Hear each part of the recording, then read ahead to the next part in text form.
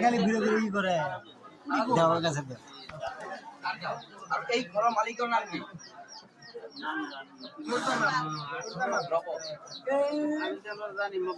আপনি মদন বুলি জানে ইও আছিল নাকি আপনার লগত? নাই মানে ইয়ার ঘরত কি আহিল স্যার? ইয়াতে আপনি গাড়ির কিয় লগাই দিছে? কার কাছে? কার কাছে বিক্রি করে?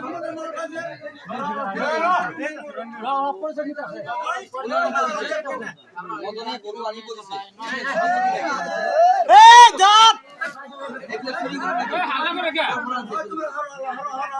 ওয়াটি করা চুরি করি মদনের লগত ইয়াতে বিক্রি করে হয়েছে মদন আগে কিছু কিনে নাকি চুরি করি? তাও যে আগে ছিল না এগুলো বাদ দিও আগত